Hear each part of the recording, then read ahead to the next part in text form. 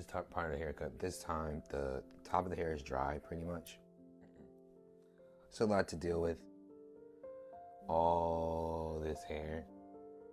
So first things we need to do is find out how we're going to break it down. Now, the reason why we separate the top when it's so long, especially, is so we know that we can have an undercut like so. But if we decide we're not sure, it gives us more control to be able to connect the back or just connect the sides or disconnect everything. It makes more sense to separate the side from the top. But I'm going to be showing you how to blend them together. Then the next thing that's done here, then I move a group of hair to the side.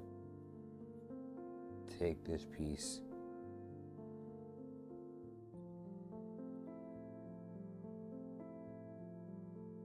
Just choose a length. Probably gonna go, just to give a little bit of length to the front, just take about this much.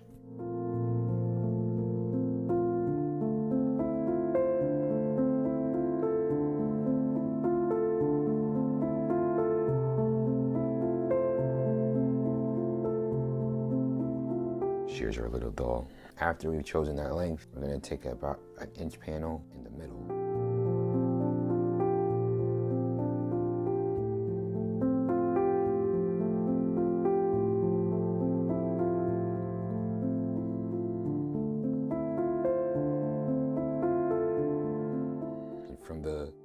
You want the shear to be on the side that you cut. So you're taking the cutting and going this way.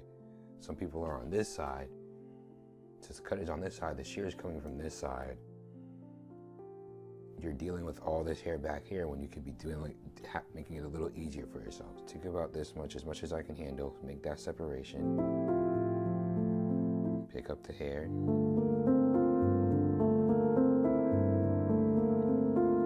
And I want it to be parallel to the ground. And again, you can move your hair, you can move your fingers however you want. It's most comfortable after you pick up the hair.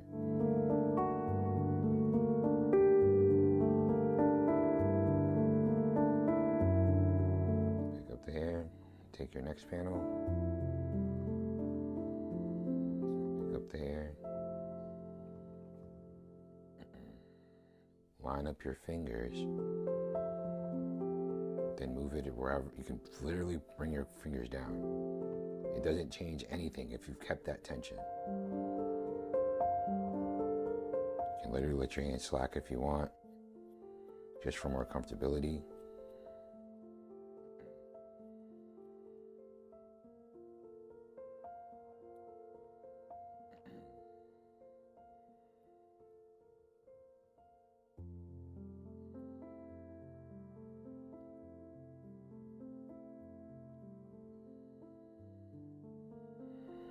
Then when I get to the back, I just do an underhand.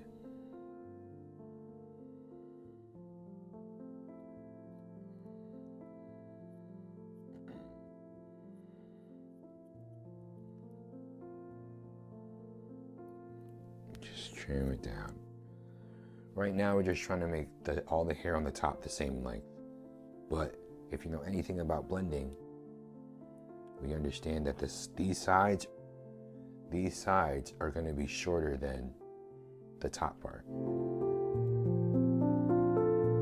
So move everything to this side. Now the side I'm going to work to is the side I want the short hairs to go towards. So now I know I just made these partings.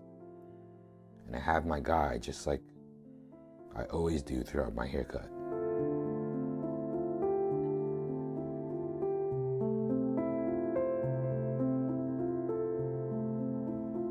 That up, then I comb it, then I comb all the hair back, and I remember where I was, then pick up the hair again. The thing about having a comb is it creates its own partings throughout the cut.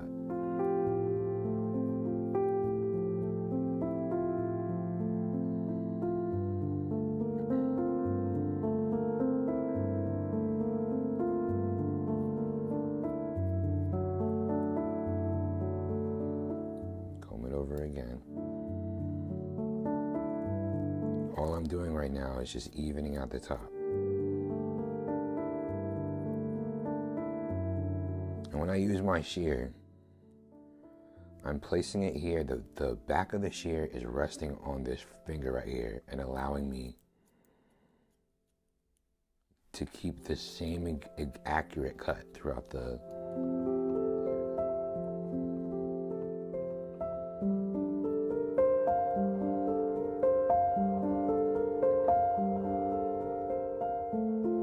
So now we have, I'm gonna do the other side.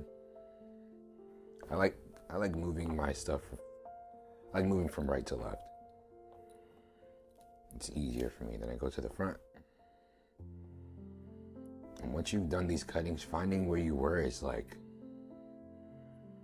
the easiest thing.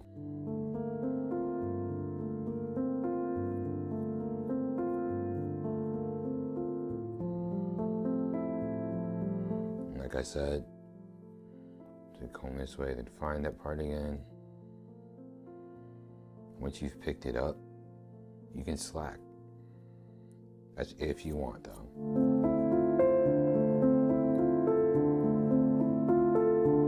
Comb everything over. I need to wet it again. When the hair gets dry, it starts getting hard to manage.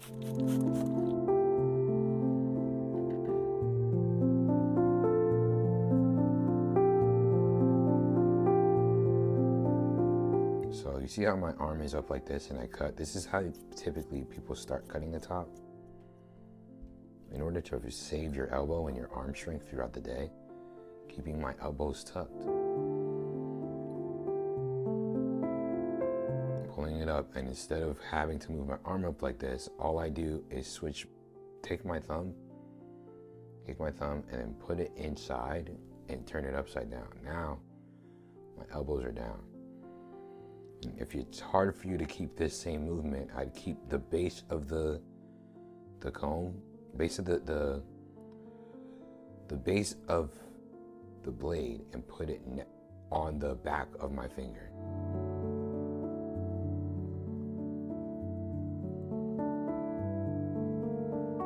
Now it's disconnected,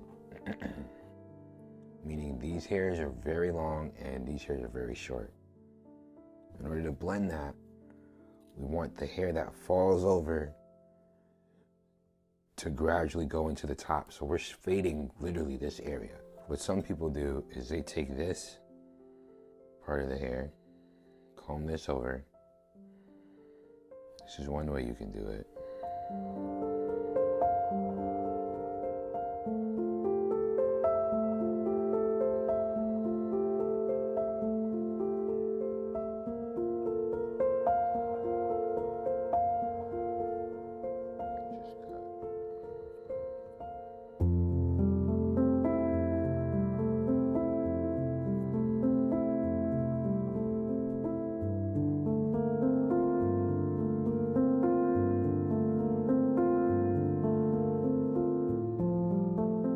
That being cut, I can this is the easiest way for me to do it actually. That's cut, but I just go in, take my hand here, and then follow that same straight line up on the side.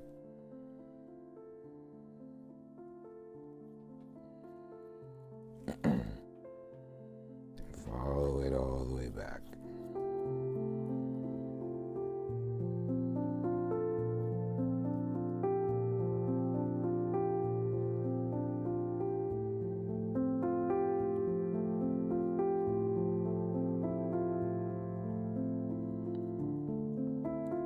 Every time I'm just resting my two fingers here and keeping a straight line all the way around. When you get to the back, you want to do it underhand so that your arm's not all crazy up here.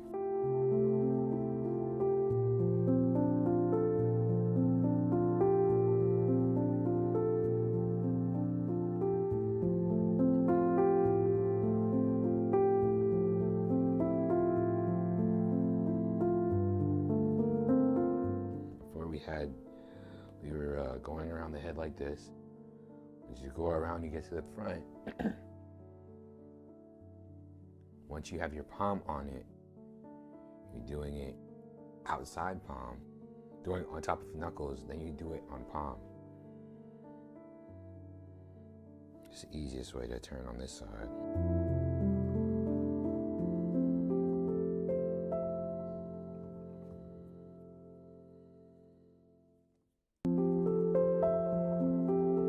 After you've brought everything down to its desired length, you have to cross-check the top. What cross-checking the top is, we're doing our partings this way.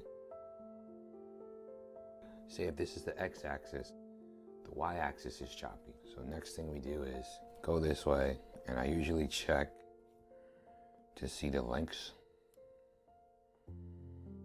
like so. Got a little hair here. It's easiest to check like this. Crap. The hair is getting in the way. I swear, real hair and mannequin hair be acting different sometimes.